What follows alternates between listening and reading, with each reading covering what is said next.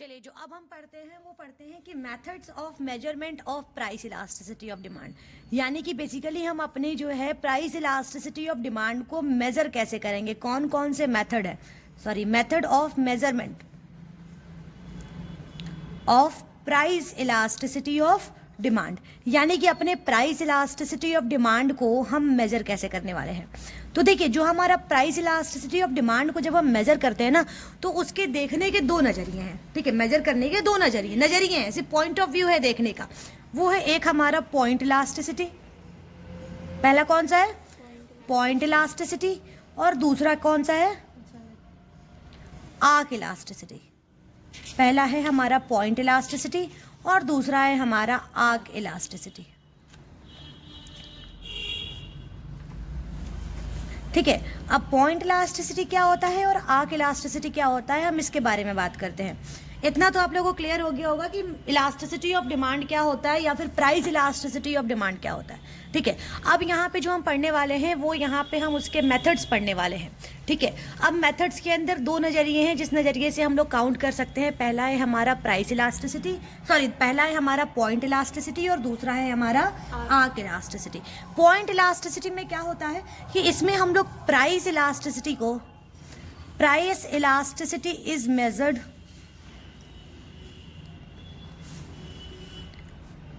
measured at a particular point on demand curve। किसी भी point पे डिमांड कर्व के किसी भी पॉइंट पे जब आप प्राइस इलास्टिसिटी को मेजर करेंगे, ठीक है, तो वो हमारा क्या हो जाएगा, पॉइंट इलास्टिसिटी हो जाएगा। बात समझ में आ रही है? डिमांड कर्व पे कोई भी पॉइंट है, उस पॉइंट पे जाके बस आपने मेजर कर दिया तो वो आपका कौन सा इलास्टिसिटी हो जाएगा, पॉइंट इलास्टिसिटी। बात समझ में आ रही है? चलिए अब बात करते हैं आर्क इलास्टिसिटी। आर्क इलास्टिसिटी क्या होता है? आर्क इलास्टिसिटी में बेसिकली हम लोग क्या करते हैं कि दो पॉइंट्स के बीच में, हाँ एग्जैक्टली, ठीक है, प्राइस इलास्टिसिटी इज मेजर्ड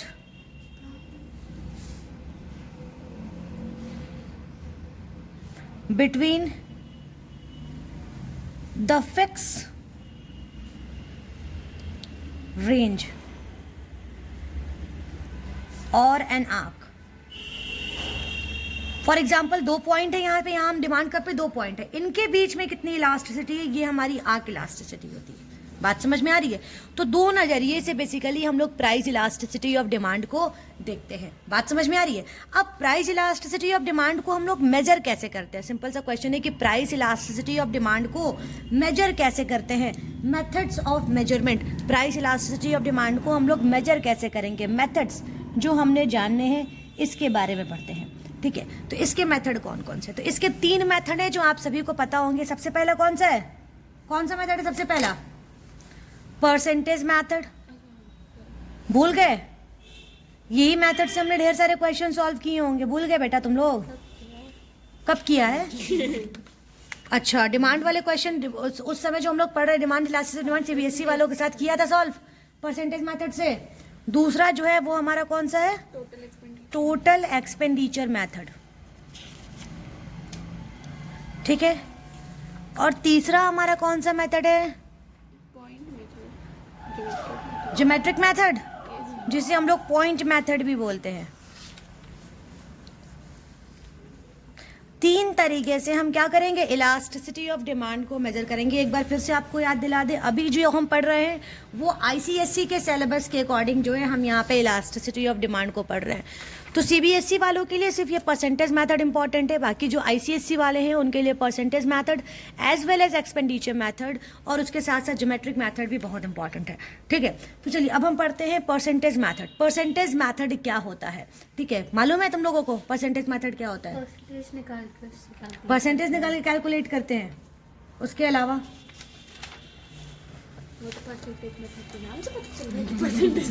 हाँ वो तो पता ही है, वो बेवकूफ बना रही है हमको। चलो उसके अलावा बताओ।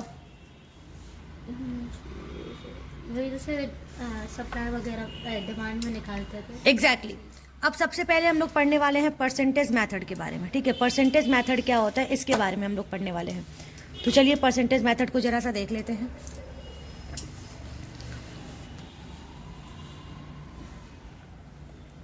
Percentage method. ठीक है, चलिए परसेंटेज मेथड के अंदर हम क्या करते हैं, when price elasticity of demand, जब प्राइस इलास्टिसिटी ऑफ डिमांड जो है हमारा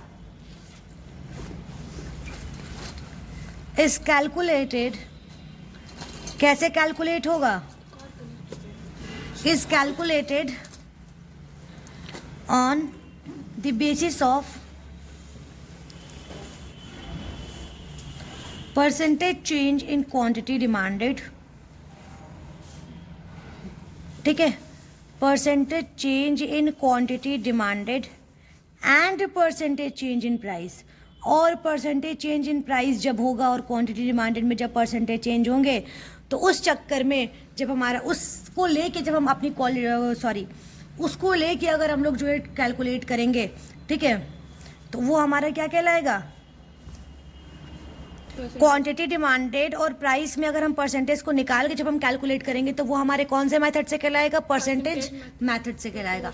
परसेंटेज मेथड का फॉर्मूला क्या होता है, आप सभी को मालूम है परसेंटेज मेथड का फॉर्मूला क्या होता है, फॉर्मूला होता है percentage change in quantity demanded upon percentage change in price. इसको तो मैंने बहुत अच्छे तरीके से अभी आपको समझा दिया है, इसमें कुछ समझाने की ज़रूरत नहीं है, नहीं है ना। प्राइस, ठीक है, एक और इसका फॉर्मूला है, एक और फॉर्मूला है delta Q upon delta P into P by Q. यही फॉर्मूला है। यहाँ पे चेंज इन क्वांटिटी डिमांडेड लिख दीजिए, यहाँ पे चेंज इन प्राइस लिख दीजिए, into original price upon original quantity लिख दीजिए, आपका क्लियर हो जाएगा। इसके अलावा अभी किसी को इसमें दिक्कत परसेंटेज मेथड में, तुम दोनों को किसी में दिक्कत इसमें, श्योर है, सब क्लियर है। चलिए अब जो हम पढ़ते हैं वो पढ़ते हैं हम लोग टोटल एक्सपेंडिचर मेथड। कौन सा, total expenditure method.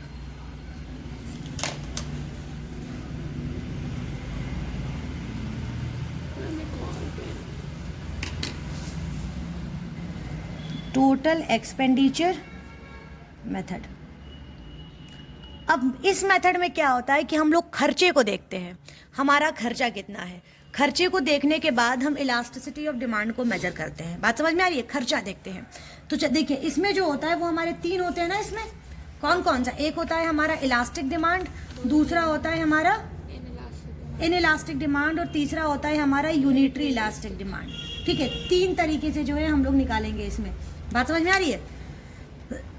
Total expenditure method के अंदर तीन प्रकार से हम लोग इसको निकालेंगे। एक होगा आपका इलास्टिक, ठीक है, दूसरा होगा आपका इनइलास्टिक और तीसरा होगा आपका यूनिटरी इलास्टिक। फिर से वही, greater than 1 elastic, less than 1 और ये कौन सा है, इज इक्वल्स टू 1। चलिए अब इसमें क्या होता है, यूनिट इलास्टिक वाले में सबसे पहले हम लोग बात कर लेते हैं क्या होता है। इलास्टिक वाले में ये होता है कि जब प्राइस गिरती है, ध्यान दीजिएगा, इलास्टिक वाले में टोटल एक्सपेंडिचर मेथड के अंदर इलास्टिक कब होगा, नहीं इलास्टिक कौन सा, जीरो, इन इलास्टिक बेटा, इन इलास्टिक जीरो, ठीक है, इज इक्वल्स टू जीरो। यहाँ पे अगर जीरो मतलब 1 से कम है, या तो जीरो हो या फिर 0 से कम हो जाए, सब मिला जुला के 1 से कम हो। क्लियर। चलिए यहाँ पे सिर्फ तीन ही होते हैं, एक इलास्टिक, इन इलास्टिक और यूनिटरी इलास्टिक। ठीक है, बात समझ में आ रही है। चलिए तो यहाँ पे हम लोग बात करते हैं कि हमारा इलास्टिक कब होगा। तो ध्यान दीजिएगा, जब प्राइस गिरेगी, प्राइस गिरेगी, एकदम ध्यान देना, याद रखना कि व्हेन प्राइस फॉल्स। ठीक है, अब इसकी वजह से क्या होगा, अगर प्राइस गिरती है तो क्या होगा, कमोडिटी का इंक्रीमेंट होगा। ठीक है, कमोडिटी का इंक्रीमेंट होगा कि नहीं होगा। एक मिनट, तुम लोग को हम इलास्टिक पढ़ा रहे हैं ना।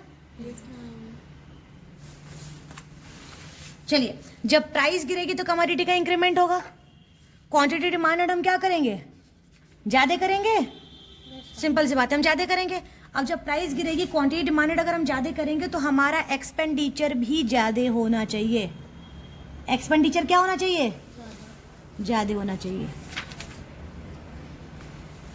बात समझ में आ रही है। चलो सेम वही कंडीशन। दूसरे वाले में प्राइस गिरेगी, क्वांटिटी डिमांडेड इसमें भी बढ़ेगा, लेकिन एक्सपेंडिचर क्या हो जाएगा, इनइलास्टिक कब होगा, जब एक्सपेंडिचर क्या हो जाएगा, कम हो जाएगा, जो टोटल खर्चा कर रहे क्या हैं। होता है ना, शायद प्राइस बढ़ेगी और वो क्वांटिटी डिमांडेड घटेगा। नहीं नहीं नहीं नहीं, इसमें भी प्राइस घटेगी, क्वांटिटी डिमांडेड बढ़ेगा, तो भी हमारा एक्सपेंडिचर कम हो जाएगा। वो इन इलास्टिक के अंदर होता है। इलास्टिक में क्या होता है, प्राइस घटती है, क्वांटिटी डिमांड बढ़ता है, लेकिन हमारा एक्सपेंडिचर ज़्यादा हो जाता है, खर्चा हम ज़्यादा करते हैं। ठीक है, यहाँ पे हम क्या करते हैं, खर्चा कम करते हैं। मैम लेकिन है तो तीनों दोनों में सेम same ही कंडीशन case। होगी, तीनों में सेम कंडीशन होगी। ठीक है, उल्टा भी कर सकती हो, प्राइस बढ़ा सकती हो, क्वांटिटी डिमांडेड घटा सकती हो, लेकिन एक्सपेंडिचर ज़्यादा होना चाहिए। तो मैम तीनों सेम केस है, तीनों का सॉल्यूशन अलग तीनों है। का सॉल्यूशन बस अलग है। इसमें एक्सपेंडिचर ज़्यादा होगा तो वो इलास्टिक होगा, इसमें एक्सपेंडिचर कम होगा तो वो इनइलास्टिक होगा, इसमें एक्सपेंडिचर बराबर होगा। प्राइस बढ़ रही है, घट रही है, क्वांटिटी डिमांडेड भी बढ़ रहा है, घट रहा है, तो भी हमारा एक्सपेंडिचर बराबर ही हो रहा तो है। मैम मतलब बस मेन यही एक्सपेंडिचर एक्सपेंडिचर, ये एक्सपेंडिचर मेथड में एक्सपेंडिचर ही मेन है। बात समझ में आ रही है? तो देखिए यहाँ पे प्राइस बढ़ेगी, क्वांटिटी डिमांडेड घटेगा। ठीक है, सॉरी हमने यहाँ पे उल्टा कर दिया ना, कोई बात नहीं, लेकिन हमारा एक्सपेंडिचर क्या होना चाहिए, बराबर होना चाहिए। इज इक्वल्स टू होना चाहिए। बात समझ में आ रही है? आपके बुक में एक बहुत अच्छा सा एग्जाम्पल दिया हुआ है, ये इलास्टिक का एग्जाम्पल। यहाँ पे देखिए इलास्टिक का ये वाला एग्जाम्पल आपको दिख रहा है, यहाँ पे प्राइस घट रही है, Yes। घट रही है, एक्सपेंडिचर क्या हो रहा है, बढ़ रहा है। यहाँ पे देखो खर्चा भी बढ़ गया, क्वांटिटी डिमांडेड बढ़ रहा है, खर्चा भी बढ़ गया, दिख रहा है 600 650 हो गया, यहाँ पे आपका ग्रेटर देन 1 हो गया। बात समझ में आ रही है? चलिए अब वहीं पे दूसरा वाला देख लेते हैं।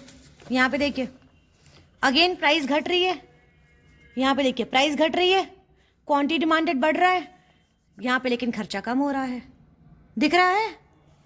सेम वही कंडीशन हो रही है, प्राइस घट रहा है, क्वांटिटी डिमांडेड बढ़ रहा है, दिख रहा है?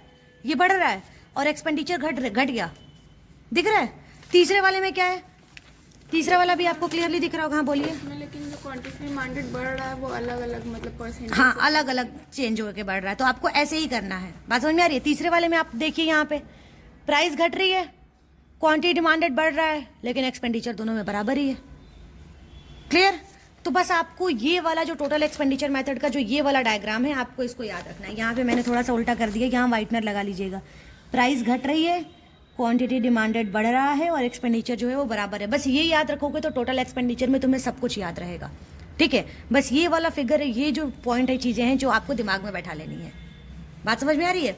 चलिए अब इसके बाद क्या है हमारा, कौन सा मेथड है, परसेंटेज मेथड तो हमारा हो गया। इसके बाद कौन सा मेथड है? अच्छा इसमें ग्राफ बनाने की जरूरत है, ग्राफ तो खुद से भी ड्रॉ कर सकते हो ना तुम लोग, यस मैम। इसमें कुछ ऐसे जरूरत तो नहीं है ग्राफ ड्रॉ करने का।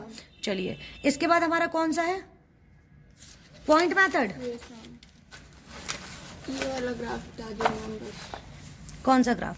Total expenditure and price elasticity. इसमें तीनों दे रखा है, तीनों तीनों तीनों तीनों टोटल एक्सपेंडिचर एंड प्राइस। एक मिनट है, ये जरा सा, तो इसमें बेटा तीनों दिखा रखा है। देखिए यहाँ पे लेस देन 1 है, ग्राफ ऐसे, इज इक्वल्स टू 1 ग्राफ ऐसे, और ग्रेटर देन 1 ग्राफ ऐसे। एक ही ग्राफ पे तीनों चीजें कर रखा है। एक ऐसा टेबल बनाइए जिसमें स्टार्टिंग में ग्रेटर देन 1 वाला सीन हो, बीच में इज इक्वल्स टू 1 वाला सीन हो, ठीक है हम बना के बता देते हैं, और बाद में जो है लेस देन 1 वाला सीन हो। ठीक है, तीनों दिखा सकती हैं आप एक ही टेबल पे।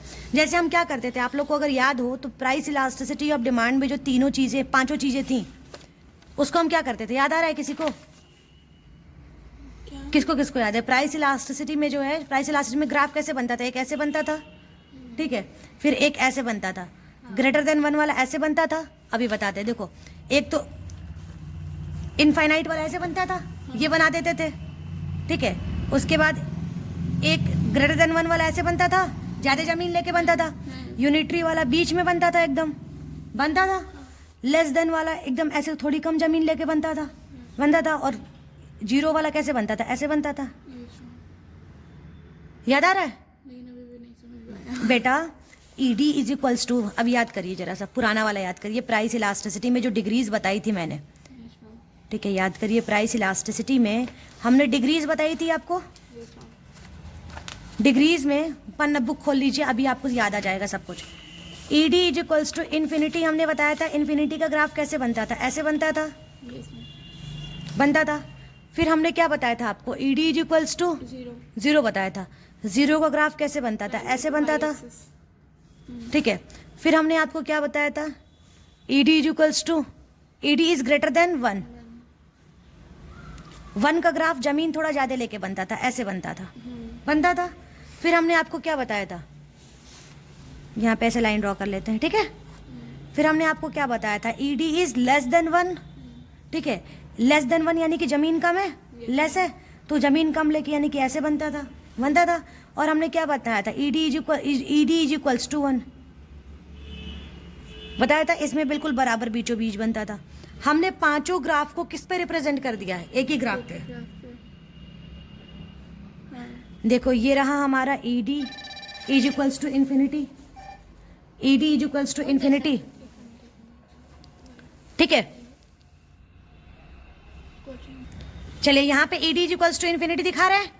यहाँ पे ये वाला ग्राफ हमारा ED इज ग्रेटर देन 1 की बात कर रहा है। ये देखिए ये वाला ग्राफ, ज्यादा जमीन है, ये वाला यानी हमारा ये वाला दिख रहा है ना, ज्यादा जमीन दिख रही है आपको यहाँ पे। ये हमारा ED इज इक्वल्स टू 1 दिखा रहा है, बीचों बीच से जा रहा है।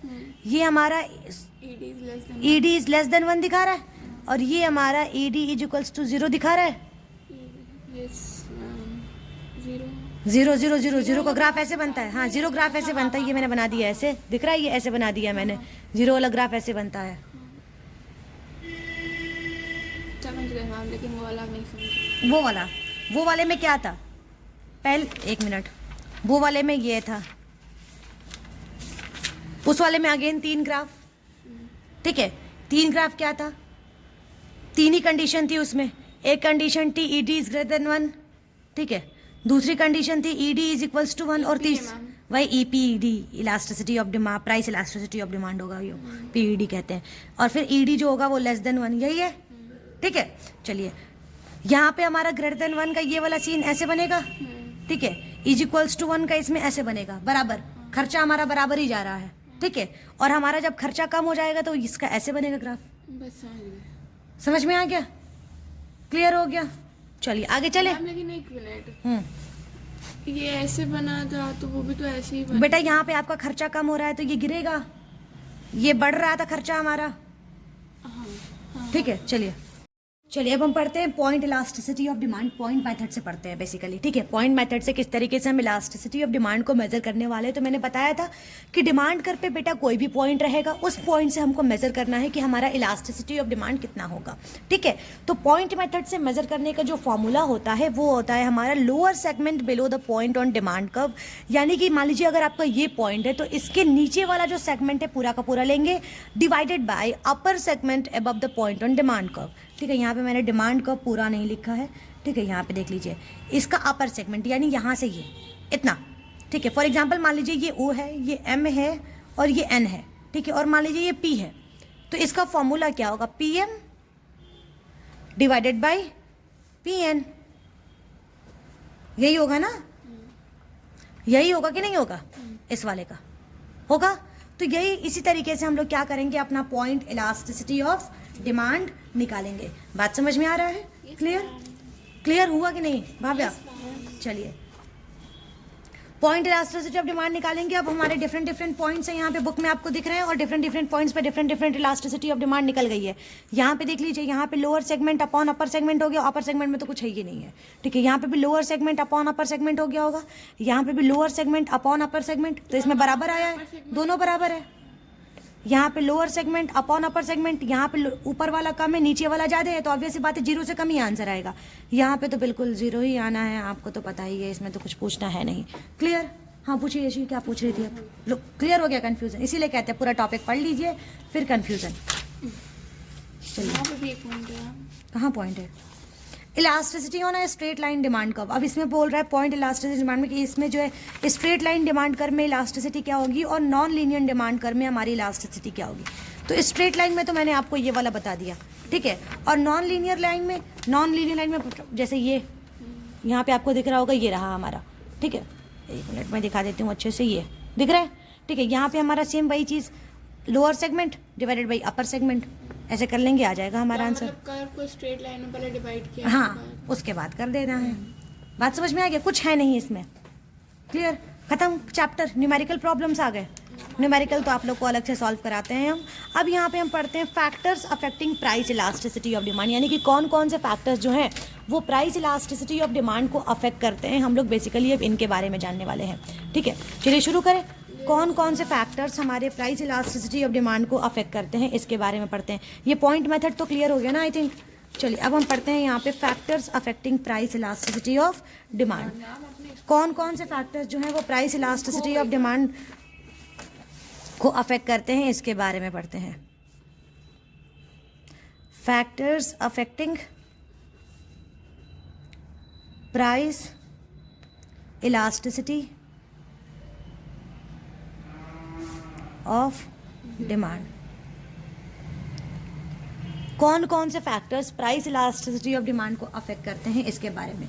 तो जो सबसे पहला है वो है हमारा availability of substitutes.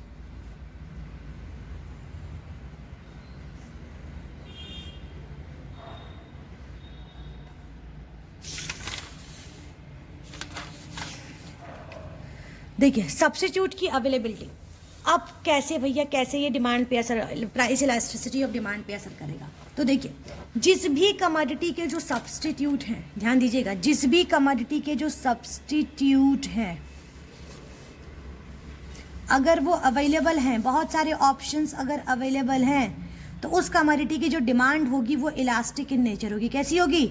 Elastic. Elastic और इनइलास्टिक में सबसे बड़ा डिफरेंस बेटा यही है कि इलास्टिक इन नेचर के जो भी गुड्स होते हैं ना उसका कंजम्पशन हम पोस्टपोन कर सकते हैं, मतलब अभी नहीं करेंगे तो चलो बाद में भी कर लेंगे, मेरा कोई घाटा नहीं जाएगा। ठीक है, लेकिन जो इन इलास्टिक नेचर की जितनी भी चीज़ें होती हैं उसका कंजम्पशन हम पोस्टपोन नहीं कर सकते हैं। बात समझ में आ रही है? तो यहाँ पे जो सब्स्टिट्यूट्स की जो अवेलेबिलिटी है ये क्या होनी चाहिए? अगर बहुत अवेलेबल है तो उसका डिमांड कैसा होगा? इलास्टिक होगा। और अगर सब्स्टिट्यूट्स के ऑप्शंस नॉट अवेलेबल, अगर बहुत सारे सब्स्टिट्यूट्स अवेलेबल ही नहीं है तो वो क्या होगा? इनइलास्टिक। जैसे कोविड का वैक्सीन अवेलेबल नहीं था, सिंपल सी बात है, तो उसकी डिमांड इनइलास्टिक थी। इनइलास्टिक में क्या होता है, कितने भी पैसे पे जाके लोग उसको खरीदेंगे क्योंकि उसको हम पोस्टपोन कर ही नहीं सकते उसका कंजम्पशन। ऐसा तो नहीं ना कि चलो अभी वैक्सीन नहीं लगवाएंगे, अभी हम ये दवा नहीं लेंगे, बाद में लेंगे, ऐसा नहीं है ना, पॉसिबल ही नहीं है। तो नेसेसिटी गुड्स के केस में उसका डिमांड इनइलास्टिक होता है। बात समझ में आ गया? चलिए जो दूसरा है वो है हमारा nature of the commodity. Commodity का नेचर क्या है? क्या वो भव्या समझ में नहीं आ रहा क्या? आपसे कुछ शांति नहीं देखी जाती मैम। नहीं हमसे शांति की उम्मीद करती है। नहीं बेटा, तुम लोग का शकल कभी कभी बताने लगता है कि समझ ही नहीं आ रहा है, क्या बकवास कर रही है मैम। चलिए अब दूसरा है कि हमारे कमोडिटी का नेचर क्या है। ठीक है, किस नेचर की कमोडिटी की इलास्टिसिटी कितनी होगी। तो देखते हैं यहाँ पे, अगर जो हमारी कमोडिटी है अगर वो लग्जूरियस नेचर की है, लग्जूरियस नेचर की, ध्यान दीजिएगा, या फिर कंफर्ट नेचर की है, ऑब्वियस बात है इसके डिमांड को पोस्टपोन कर सकते हैं हम। Yes ma'am. कर सकते हैं कि नहीं कर सकते हैं? Yes ma'am. तो वो क्या होगा हमारा? इलास्टिक होगा। Yes ma'am. Very good. अगर नेसेसिटी गुड है, अगर वो नेसेसिटी गुड एकदम चाहिए तो उसका डिमांड क्या होगा? इनइलास्टिक। वेरी गुड, बच्चे मेरे समझ गए। बात समझ में आ रही है? तीसरा है proportion of the income spent. ऐसे दो पॉइंट पूरा टॉपिक खत्म हो जाता है मैम। बुक में बताइए, दो पेज दे। बस बेटा आपको समझना है, समझ गए तो आप इसी को इतने अच्छे से इलैबोरेट कर लेंगे कि 5-6 पन्ने में लिख लेंगे। It's only up to you कि आप समझ कैसे रहे हैं, किस तरीके से समझ रहे हैं आप। ठीक है, अब टीचर बहुत सारे मिलते हैं जो पूरा लाइन पढ़ के व्याख्या करके बताएंगे और समझ में आना कुछ नहीं है। अब मैंने ये 2 पॉइंट बताए ना, 2 पॉइंट, ये पैराग्राफ आप पढ़िए, ये पैराग्राफ पढ़िए, और आई एम डैम श्योर कि आपको इस पैराग्राफ में यही दोनों मिलेंगे। आप पढ़ के देखिए, आपको टाइम दे रहे हैं हम, 2 मिनट पढ़ के देखिए। दिए गए हैं ताकि आपको समझा सके आपके पूरे चैप्टर का जस्ट। बात समझ में आ रही है? पूरा चैप्टर कह क्या रहा है, बकवास तो बहुत करते हैं सब बुक में। ठीक है, बेसिकली आपको जानना क्या है, आपके लिए इंपॉर्टेंट क्या क्या है उसके बारे में बात करते हैं। ठीक है, तो कमोडिटी का नेचर क्या है? अगर वो लग्जूरियस नेचर का है तो इलास्टिक होगा, अगर वो नेसेसिटी नेचर का है तो वो इनइलास्टिक होगा। ठीक है, अब जो तीसरा पॉइंट आता है आपका proportion of income spent. Proportion of income spent मतलब कितने प्रपोर्शन का इनकम जो है खर्चा किया जा रहा है। ठीक है, तो जिस भी कमोडिटी पे अगर लेस प्रपोर्शन का इनकम खर्चा किया तो ऑब्वियस सी बात है, कम इनकम आप कहाँ पे खर्चा करते हो? लेस प्रपोर्शन अपने इनकम का कहाँ पे खर्चा करते हो? बहुत बेसिक बेसिक चीज़ों पे, मोमबत्ती पे, माचिस पे, अगरबत्ती पे, ठीक है, नेसेसिटी गुड्स पे। तो इसकी डिमांड क्या होगी? इनइलास्टिक। बिल्कुल, वेरी गुड। और जहाँ पे हायर प्रपोर्शन खर्चा करते हो इलास्टिक होगी। उसकी डिमांड क्या होगी बेटा? इलास्टिक। इलास्टिक होगी। एक बार बुक में पढ़ के देख लीजिए फटाक से, proportion of the income spend, जल्दी पढ़िए। सेम चीज है, गलत तो नहीं पढ़ाया ना तुम लोग को?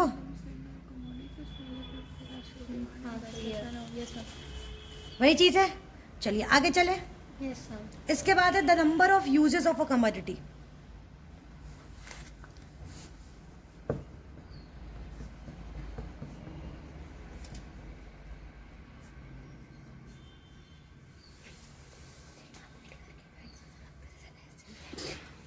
एक मिनट, क्या है हमारा number of uses of commodity, है ना? Yes. Yes The greater the number of uses of commodity, the greater will be the price elasticity. जितना ज्यादा उस कमोडिटी का यूज होगा, मोर यूज, ज़्यादा वो इनइलास्टिक होगी। हाँ उतना वो इलास्टिक होगा। मोर यूज मोर इलास्टिक। बेटा उसका हम लोग कोई और तरीके से कर लेंगे, फिर कोई और तरीके से, कोई और तरीके से, जिसका कम यूज होगा। मैम ढेर सारे यूजेस, एक प्रोडक्ट है उसके जब ढेर सारे यूजेस होंगे। हाँ, तो लेकिन हमें कोई पर्टिकुलर गुड बनाना होगा जिसमें उस प्रोडक्ट की जरूरत पड़ेगी, तो उसको तो उसी चीज को ही ऐड करना होगा ना। जैसे जैसे हमें अगर दही बनाना है तो उसके लिए मिल्क चाहिए होगा ना, और कुछ और हाँ मिल्क चाहिए होगा, लेकिन अगर इसकी प्राइस अगर ज्यादा हो जाएगी किसी केस में, तो कंज्यूमर सिर्फ उसी प्रोडक्ट के लिए चाहेगा ना जिसके लिए बहुत जरूरी है। ये भी तो केस बन सकता है। तो जहाँ पे यूजेस ज्यादा होंगे वहां पे इसकी इलास्टिसिटी ज्यादा होगी, और जहाँ पे यूजेस कम होंगे वहां पे इलास्टिसिटी कम होगी। बात समझ में आ गया? Next, time factor. Time factor भी इंपॉर्टेंट रोल प्ले करता है। हाँ, अगर लॉन्गर पीरियड के लिए है तो इनइलास्टिक। लॉन्गर पीरियड के लिए इलास्टिक। इलास्टिक। भाई ज्यादा समय के लिए कभी भी ले सकते हैं, और बहुत ही शॉर्टर पीरियड के लिए है तो इनइलास्टिक। इनइलास्टिक।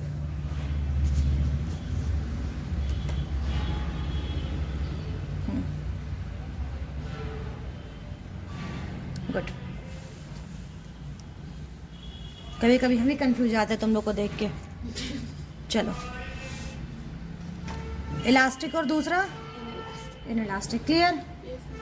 अब बात करते हैं possibility of postponement of consumption. ये तो बता ही लोगे, इसको तो बताने में कोई दिक्कत नहीं होगी।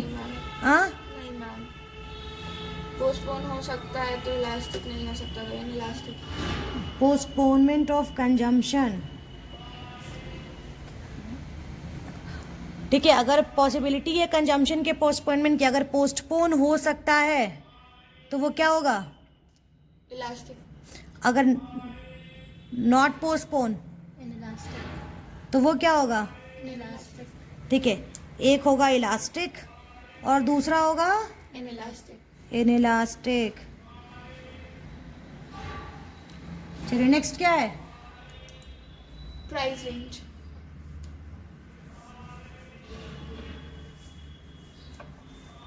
चलिए प्राइस रेंज।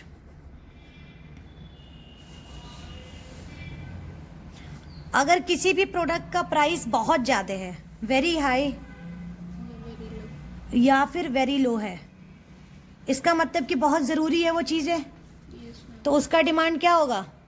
इनइलास्टिक। इनइलास्टिक। और बहुत मॉडरेट रेंज में है जिसका प्राइस बहुत नॉर्मल सा, वो इलास्टिक। तो उसका डिमांड क्या होगा? इलास्टिक। हाँ बोलिए बेटा। उस हिसाब से तो जो अभी हम लोग वो एक्सपेंडिचर वाला पढ़ रहे थे पॉइंट, हाँ, इनकम स्पेंड वाला, इनकम स्पेंड। हाँ उसमें था कि जिसमें कम स्पेंड करेंगे हाँ वो इलास्टिक होगा। और जिसमें ज्यादा करेंगे वो इनइलास्टिक। हाँ, तो ठीक उसके है। हिसाब से तो ये उल्टा हो गया। हाँ नहीं, उल्टा नहीं हुआ। इसमें जब हम ज़्यादा स्पेंड करेंगे, इसका मतलब कि कोई चीज़ ऐसी है जो बहुत ज़्यादा ज़रूरी है। तो मैम उसमें तो ये तो है कि अगर- income of the income spend, ये तो रेगुलर हर महीने होता होगा ना। अब हर महीने कोई चीज़ ज़्यादा ज़रूरी नहीं हो सकती है ना आपको। हर महीने आप क्या करेंगे? बहुत नॉर्मल से 1,000 2,000 रुपये का आप राशन लेके आएंगे घर का, बाकी तो 10,000 15,000 रुपये आप पार्टी में उड़ाएंगे अपने, उड़ाएंगे ना, बेसिक दूसरी चीज़ों में उड़ाएंगे, लेकिन बेसिक चीज़ें तो बहुत कम आएंगी जनरली अगर देखा जाए तो। लेकिन आप बहुत हायर प्राइसेस पे जाके किसी चीज़ को आप कब खरीदते हैं? जब आपको लगता है कि नहीं, इसकी डिमांड को हम पोस्टपोन नहीं कर सकते हैं, इसको हमको खरीदना ही होगा। हाँ, जैसे मेरा आईफोन, उल्टा एकदम बोलते हैं सब। चलो, मेरे आईफोन पे बहुत नज़र है, किसी दिन अगर मेरा आईफोन फूटा तो तुम लोगों को फोड़ेंगे, बता रहे हैं, ठीक है। चलो, इसके बाद नेक्स्ट क्या है? Habit of the consumer. अब यहाँ पे यशी तुम अपना एग्जाम्पल ले लो। अगर कंज्यूमर की अगर हैबिट किस चीज़ की है? विमल पान मसाले की, ठीक है। हाँ, वो खाती है, इसीलिए तो बोले उसका एग्जाम्पल ले लो। देखो उसके मुंह लाल है, देखो जबान खोलो बेटा, देखे जरा सा, एक बार बोल दो तो बोलो जुबा केसरी। अरे मैम कुछ चलो, अगर कंज्यूमर की अगर हैबिट जो है वो कैसी हो चुकी है? खराब, बहुत खराब हो चुकी है। फॉर एग्जाम्पल अगर यसी है तो यसी की डिमांड क्या होगी? इनइलास्टिक, बिना गुटके के जी नहीं पाएगी, है ना, सिंपल सी बात है। और अगर उसकी डिमांड जो है वो नॉर्मल है, ठीक है, अगर वो भाव्या है, ठीक है, मतलब वो कभी कदार चल जाता है, कभी कदार, तो उसका डिमांड क्या होगा? ये पोस्टपोन भी कर सकती है। तो ये क्या है? ये बाबा इलायची वाली है, ठीक है। तो ये, हाँ, ये इलास्टिक होती है, ठीक है। लेकिन यशी जो है अगर नहीं खाएगी तो खत्म हो जाएगी तुरंत। चलो, इसके बाद बात करते हैं कंज्यूमर का इनकम।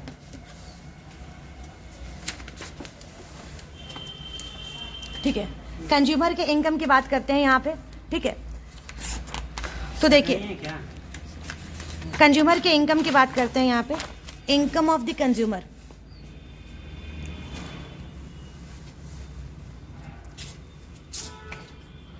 इनकम ऑफ कंज्यूमर, देखिए जो रिच कंज्यूमर होते हैं ना, बेसिकली बेटा, उनकी डिमांड इनइलास्टिक, हाँ, रिच कंज्यूमर की डिमांड इनइलास्टिक होती है। उनको फर्क ही नहीं पड़ता है प्राइस घटे या बढ़े, खरीदना है तो खरीदना है। अगर बाबू बेबी बोल दिया है कि चॉकलेट खाना है तो कितने का भी चॉकलेट होगा तो लेके आएंगे, है कि नहीं? सत्य है ये, ठीक है। और जो नॉर्मल कंज्यूमर होते हैं उनकी डिमांड क्या होती है? नॉर्मल भी लिखना पड़ेगा, या फिर हम जैसे अपना नाम ही लिख दें, हम सेल में सामान लगेगा तभी खरीदेंगे, है ना। तो हमारी डिमांड कैसी होती है? इलास्टिक होती है। बिना सेल के तो कहीं घुसते ही नहीं है हम लोग, सिंपल सी बात है। हम तो उस प्रकार के इंसान है भाई, अब तुम लोगों का नहीं मालूम, हम तो सेल में से उठा। अभी जैसे ट्रेंड्स में चल रहा है 10,000 के शॉपिंग पे 5,000 रुपये ऑफ, तो 5,000 का खरीदेंगे। पैंटलून्स में चल रहा है, हाँ, लेकिन 10,000 तो भाई हम तो ऑफर ही में सामान खरीदते हैं, हमारे पास इतना पैसा नहीं है। चले, नेक्स्ट खत्म हो गया कि नहीं हो गया? कि अभी एक और 2 बचा हुआ है? खत्म। चलो, खत्म हो गया ना। अब बात करते हैं importance of elasticity of demand. Elasticity of demand की इंपॉर्टेंस क्या क्या है, ठीक है। चलो खत्म कर देते हैं, ये तो पढ़ ही लोगे यार, तुम लोगों को ये सब तो बताने की जरूरत नहीं है। इंपॉर्टेंस, मैम इंपॉर्टेंस कटा हुआ है वैसे। इंपॉर्टेंस कटा है तुम्हारे में भी? इंपॉर्टेंस कटा है? अरे मैम आईसीसी हाँ, ठीक है। चलो, अब बात करते हैं नेक्स्ट क्या है? इनकम इलास्टिसिटी ऑफ डिमांड, ये भी कटा है कि है? चलो, इनके काटे हैं। चलो हम पढ़ते हैं इनकम इलास्टिसिटी ऑफ डिमांड। नहीं बेटा, खत्म कर लीजिए, बहुत सिंपल सा है ये भी। देखिए अगेन, इनकम में चेंज होने की वजह से हमारे क्वांटिटी डिमांडेड में कितनी चेंज आ रही है, वही तो होता है हमारा income elasticity of demand. Simple, एक बार देख लीजिए, इनकम में चेंज होने की वजह से क्वांटिटी डिमांडेड में कितनी चेंज आ रही है। अब हम डेफिनेशन पढ़ के नहीं समझाएंगे, रट्टू तोता की तरह खुद पढ़ के समझ जाइएगा, ठीक है। इनकम में चेंज होने की वजह से क्वांटिटी डिमांडेड में कितनी चेंज आ रही है, वो आपका इनकम इलास्टिसिटी ऑफ डिमांड होता है। एकदम कॉन्सेप्ट क्लियर हो जाना चाहिए, ठीक है। अब इसका फॉर्मूला क्या होता है? Again, percentage change in quantity demanded divided by, पिछले वाले में परसेंटेज चेंज इन प्राइस हो रहा था ना, यहाँ पे परसेंटेज चेंज इन इनकम हो जाएगा। क्लियर? बात समझ में आ रही है? चलिए, उसके बाद नेक्स्ट क्या है हमारा? Types of income elasticity of demand. Income elasticity of demand जो है हमारा, वो कितने टाइप का है, इसके बारे में हम पढ़ते हैं। खत्म ही हो गया है बेटा, हमें मालूम है आप लोग को बहुत तेजी लगी हुई है घर जाने की। चलिए, types of income elasticity of demand. अब ये हमारा जो इनकम इलास्टिसिटी ऑफ डिमांड है वो कितने टाइप का है, अब जरा से ये पढ़ लेते हैं हम लोग, ठीक है। तो जो सबसे पहला है वो हमारा कौन सा है? पॉजिटिव इनकम इलास्टिसिटी, ठीक है। दूसरा कौन सा है?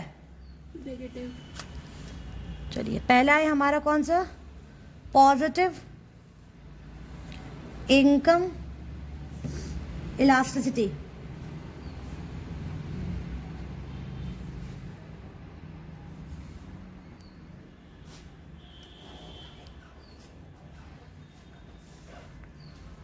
पॉजिटिव इनकम इलास्टिसिटी के अंदर 3 चीजें आ जाएंगी।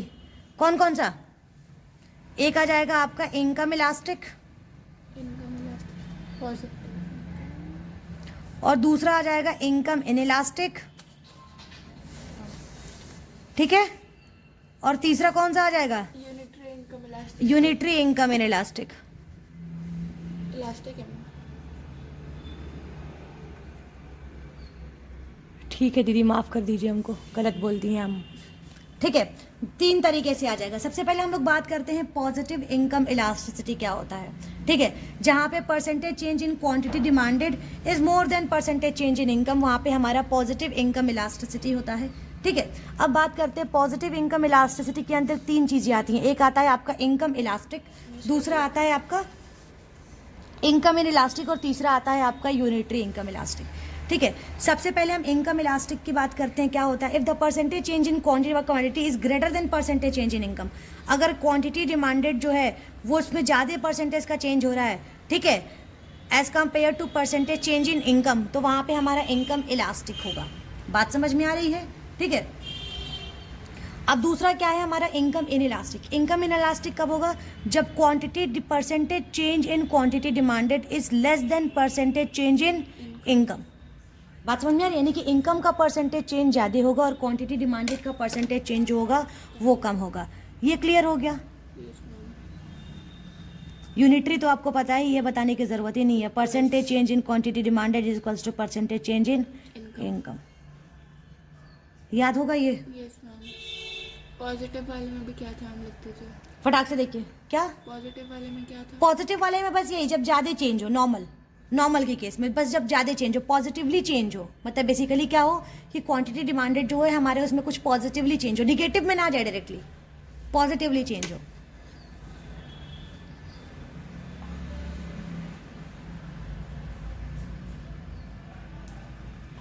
फटाक से पढ़िए, जल्दी करिए, इनकम इलास्टिक तीनों फटाक से जल्दी करिए।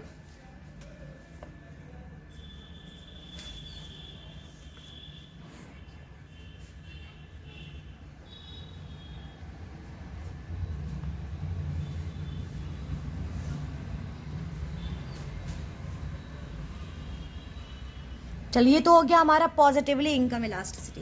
पॉजिटिवली इनकम इलास्टिसिटी खत्म हो गया। अच्छा, आपने पॉजिटिवली इनकम इलास्टिसिटी क्या पढ़ा कि बेसिकली हमारा जो चेंज हो वो पॉजिटिवली चेंज हो, ठीक है। बात समझ में आ रही है? कुछ ना कुछ चेंजेस हो, जैसे हमारी इनकम अगर घटेगी तो हमारा जो हमारा क्वांटिटी डिमांडेड है वो बढ़े।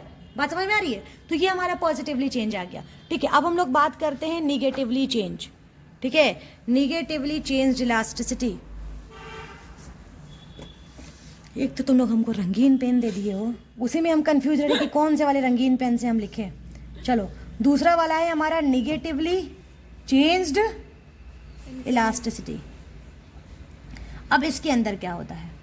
इसके अंदर होता ये है कि अगर हमारी इनकम बढ़ती है, अगर हमारी इनकम क्या करती है? बढ़ती है ना, तो हमारा जो क्वांटिटी डिमांडेड होगा वो घट जाएगा। अब ये किस केस में होगा जरा सोच के बताओ ना, बहुत मार मारेंगे, बहुत बार बताएं। हाँ, वेरी गुड। कौन से केस में होता है? इन्फीरियर गुड्स में। जब हम बहुत गरीब थे तो हम ज्वार बाजरा ये सब आलतू फालतू चीजें जो है खाते थे, ठीक है, लो क्वालिटी की चीजें खाते थे। जैसे ही हम अमीर हो गए तो हमने क्या कर दिया? इसका कंजम्पशन छोड़ दिया। बात समझ में आ रही है? हाँ, अब दाल चावल की जगह नूडल्स खाना शुरू कर दिए, ठीक है, बिरयानी खाना शुरू। वैसे हम तो गरीब है फिर भी बिरयानी खाते हैं। हाँ, वो हाई क्वालिटी था लेकिन लोगों को लगा कि वो लो क्वालिटी है, लोगों ने उसका कंजम्पशन ही छोड़ दिया, ठीक है। तो अब हम लोग उसको इन्फीरियर गुड्स के अंदर कंसीडर करते हैं, ठीक है। इसके बाद नेक्स्ट आता है हमारा zero income elasticity of demand, ठीक है। नेक्स्ट कौन सा है हमारा? Zero income elasticity of demand. Negatively change elasticity हम लिखे हैं ना, निगेटिवली इनकम इलास्टिसिटी होना चाहिए ना बेटा, गलत लिख दिए ना हम। नहीं लिखती, जो भी लिखेंगे पढ़ लेंगे। जो भी लिखेंगे पढ़ लेंगे। अरे इतना गलत मत पढ़ के चले जाना। मेरी मैम ने पता चले कुछ गलत लिख दिया, पता चले बोर्ड में जाके लिखेंगे सब मेरी मैम ने लिखा है, जो होगा सही होगा, आखिरी में लिख के आएंगे सब। चलो कॉन्फिडेंस, वो एग्जामिनर भी कॉन्फिडेंस पे नंबर देगा, वाह बेटा। चलो ले फेंक के नंबर ले। चलिए इसके बाद है हमारा zero income elasticity of demand. Zero income elasticity of demand में ये होता है कि इनकम हमारी, ध्यान दीजिएगा, इनकम हमारी क्या होगी, बढ़ेगी या घटेगी, चेंज होगी, बढ़ेगी, लेकिन क्वांटिटी डिमांडेड पे किसी प्रकार का कोई असर नहीं पड़ेगा। बात समझ में आ गया। ये हमारा हो जाएगा जीरो इनकम इलास्ट। जब आप बहुत जिद्दी किस्म के इंसान होंगे, जैसे कि आप थी ना, आप जो विमल पान मसाला ऐसा कुछ खा रही थी, ठीक है, आपकी इनकम बढ़ी है, बहुत ज्यादा बढ़ी, लेकिन फिर भी आप बोलो जो केसरी खाना नहीं छोड़ी है, तो वो आपका कौन सा हो जाएगा, zero income elasticity of demand. Clear. चलिए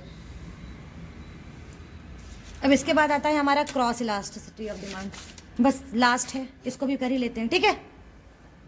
इसको करके पूरा चैप्टर ही कर लिया, पूरा चैप्टर ही खत्म हो गया।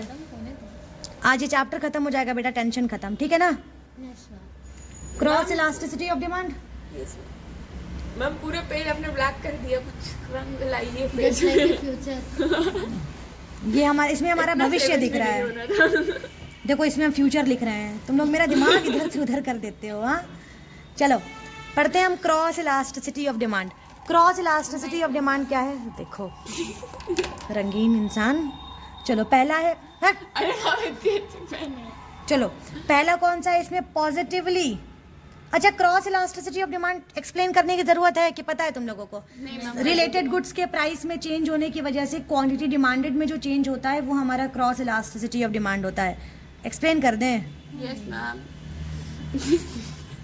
मार के तुम लोग को बेहोश कर देंगे, क्योंकि पहले भी पढ़ाए थे हम। नोट्स क्रॉस बन रही है मैम, समझा करिए। Change in price of related goods,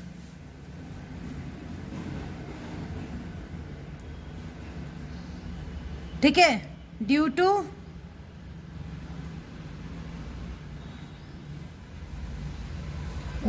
change in,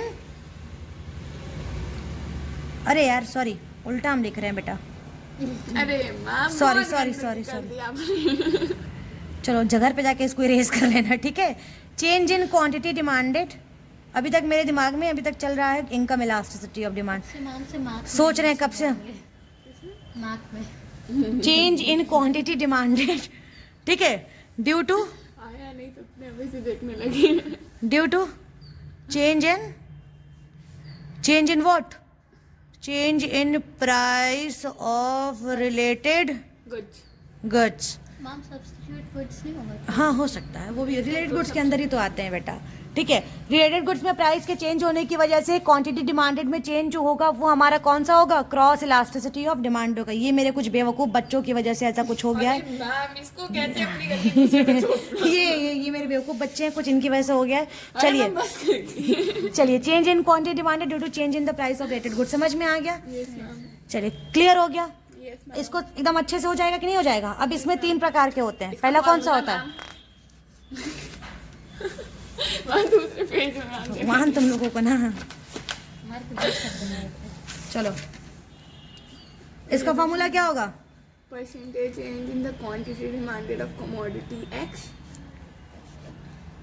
quantity demanded upon percentage change in price of related goods. अब लिखने का मन नहीं कर रहा है तो कैसे भी लिख दे रहा है, percentage change in price of, related goods. ठीक है, बात समझ में आ रही है। Yes ma'am. चलिए types of cross elasticity of demand. Cross elasticity of demand जो होता है वो कितने टाइप का होता है, ठीक है। क्या लिखना है, टाइप्स, तो पेन में बदलने में हम रह जा रहे हैं। चलिए टाइप्स, ठीक है। पहला टाइप कौन सा है, positive cross elasticity of demand. Positive cross elasticity of demand, ये भी पुराने वाले चलो जरा बताओ तो फटाक से क्या होता है। ये तो पुराना वाला अगर इतना ही याद है तो जल्दी बताओ, नहीं बताओगे तो अभी थोड़ा चेंज होगा दोनों When का। increase in price of one commodity lead to the increase in demand for other. हाँ, इसमें क्या होता है, यही है, पढ़ के बताइए। पढ़ के बताइयो। मैम सामने थे। इसके लिए अभी हम वो सजा देते हैं, गरुड़ पुराण 2.0 में जो लिखी हुई सजा है ना, वो अभी इसको मिलेगी। रुको घबराओ मत तुम। बढ़ा रही है। चलिए positive cross elasticity of demand में क्या होता है कि अगर एक का प्राइस बढ़ता है, मतलब कि रिलेटेड गुड्स का अगर प्राइस बढ़ेगा, ठीक है, रिलेटेड गुड्स का प्राइस बढ़ेगा, ठीक है। तो क्वांटिटी डिमांडेड जो प्रेजेंट जो हमारी नॉर्मल जो गुड्स है, जो हमारा नॉर्मल क्वांटिटी डिमांडेड जिस गुड्स का हम ले रहे हैं उसका भी डिमांड क्या हो जाएगा, बढ़ जाएगा। मैम एक्स ठीक है। वाई से डिनोट करते हाँ हैं। चलिए मान लीजिए कि गुड एक्स जो है वो आपका सब्स्टिट्यूट है, गुड एक्स जो है वो आपका सब्स्टिट्यूट है, ठीक है। हम्म, तो गुड वाई के डिमांड, गुड वाई का डिमांड आप नॉर्मल लेके चल रहे हैं, तो गुड वाई के लिए गुड एक्स क्या था, सब्स्टिट्यूट था। एक्स का प्राइस बढ़ेगा तो वाई की डिमांड बढ़ जाएगी, तो ये आपका positively cross elasticity of demand होगा। बात समझ में आ रही है। चलिए दूसरा होगा हमारा negatively cross elasticity of demand. चलो यसी अब तो ये तो बता ही दोगी, जरा बता दो बेटा। अरे मैम जब क्या बोलते हैं प्राइस बढ़ेगा तो क्वांटिटी डिमांडेड घट जाएगी, मतलब सब्स्टिट्यूट गुड का प्राइस बढ़ेगा तो अदर गुड की क्वांटिटी डिमांडेड घट जाएगी। ठीक है। ये अब ये किस केस में होगा, हाँ अब ये कॉम्प्लीमेंट्री गुड्स के केस में होगा कि रिलेटेड गुड्स के प्राइसेस में, रिलेटेड गुड्स। अच्छा इसमें जो हम एग्जांपल ले रहे हैं वो किसका ले, सब्स्टिट्यूट में एग्जांपल जो है हम किसका ले, टी और कॉफी ले। टी का प्राइस बढ़ेगा तो कॉफी की डिमांड बढ़ जाएगी, पूरे फैन के सिंपल सी बात है। ये टी और कॉफी चलो रिलेटेड गुड्स, और यहाँ पे आ जाएगा आपका नॉर्मल क्वांटिटी डिमांडेड। यहाँ पे मान लीजिए रिलेटेड, इसमें कॉम्प्लीमेंट्री गुड्स, जैसे कि मान लीजिए स्कूटी और पेट्रोल। कार पेट्रोल में चलो अच्छा चलो यहाँ पे हम पेट्रोल लिख लेते हैं और यहाँ पे क्या लिख लेते हैं, कार लिख लें। चलो ठीक है। अगर पेट्रोल का प्राइस बढ़ता है तो लोग आप रूपी कार की डिमांड कम कर देंगे, सिंपल सी बात है, कर देंगे। तो अगर रिलेटेड गुड्स का प्राइस बढ़ता है तो क्वांटिटी डिमांडेड इस गुड्स की क्या हो जाएगी, कम हो जाएगी। बात समझ में आ रहा है। तीसरा कौन सा है हमारा, zero cross elasticity of demand. इसको तो बताने की जरूरत होगी नहीं, नो मैम, क्या होगा बता दीजिए। ये प्राइस के चेंज होने पे भी डिमांड पे कोई असर नहीं पड़ेगा। पता नहीं हम क्या क्या लिख रहे हैं, ठीक है। रिलेटेड गुड्स के प्राइस में चेंज होने की वजह से भी में चेंज घटे या बढ़े, डजंट मैटर, क्वांटिटी डिमांडेड पे किसी प्रकार का असर नहीं पड़ेगा। काम खत्म, यस मैम, एकदम क्लियर हो गया, यस मैम, नोट्स भी बन गए आपके। Yes ma'am. Very good. चलिए अब हम लोग मिलेंगे अपने नेक्स्ट वीडियो में, बस तब तक के लिए थैंक यू सो मच।